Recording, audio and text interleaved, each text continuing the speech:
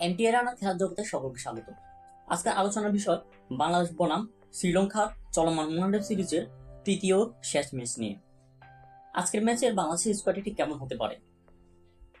দ্বিতীয় ম্যাচে যে স্কোয়াডটি ছিল সেই স্কোয়াডে কি ফিরবে বাংলাদেশ? সম্ভাবনা কিছুটা কম এই জন্যই তাসকিন আহমেদ ফিট হয়েছে। সেহেতু তাসকিন আহমেদ হাসান মাহমুদের জায়গায় আসতে পারে। আরেকটি জায়গায় একটু বাংলাদেশের এটি বলতে হবে ব্যাড লাক। নাজমুল শান্ত দ্বিতীয় ওয়ানডেতে ইনজুরিতে পড়েছিলেন। সে ইনজুরি যদি না কাটাতে পারে তাহলে তৃতীয় ওয়ানডেতে নাজমুল শান্তকে দেখা পাচ্ছে না। বাংলাদেশের বর্তমানে ওয়ানডে একটি ভরসার প্রতীক হল নাজমুল শান্ত। নাজমুল শান্ত যদি না থাকেন তাহলে দলের জন্য কিছুটা হলো সমস্যায় পড়তে হবে বাংলাদেশ টিমকে। তাই নাজমুল শান্ত রিপ্লেস কে হতে পারে? নাইম শেখ না লিটন কুমার দাস?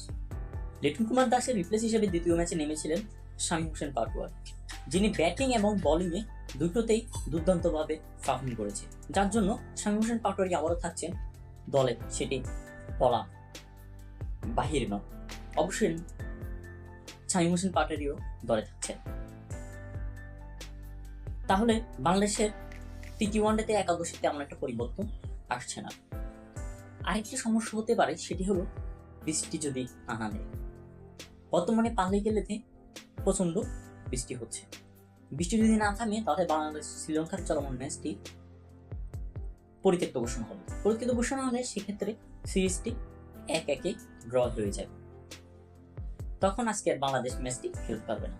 তবে আজকের ম্যাচটি বাংলাদেশের জন্য খুবই গুরুত্বপূর্ণ, কারণ ওডিআই র্যাঙ্কিংয়ে বাংলাদেশ এক ধাপ উন্নতি করে 9-এ উঠে এসেছে।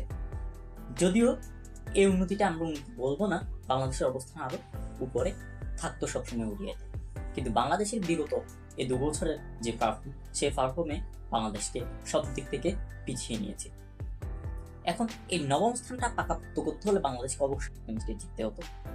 যদি ম্যাচটি বৃষ্টির কারণে পরিত্যক্ত হয়ে যায় তাহলে সেই সুযোগটি বাংলাদেশের কাছে হাতছাড়া হয়ে যাচ্ছে।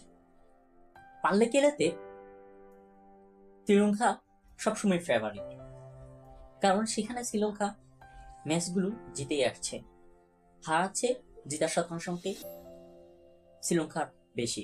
সেজন্য বাংলাদেশের জন্য এটি অগ্নি পরীক্ষা হতে পারে, খুবই কঠিন একটি পরীক্ষা হবে। এই পরীক্ষাকে বাংলাদেশ উত্তীর্ণ করতে পারবে?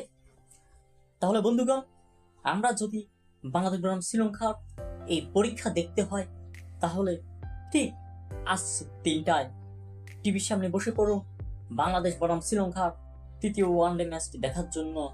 কে হবে আজকের উইনার তারই সাথে সাথে কমেন্টে জানিয়ে দিন আজকে বাংলাদেশ বনাম শ্রীলঙ্কার ওয়ানডে ম্যাচের বাংলাদেশের একাদশ কোনটি হতে পারে। এবং প্রতিদিন খেলাধুলার সকল আপডেট পেতে এনটিআর রানার সাথে থাকুন। ধন্যবাদ।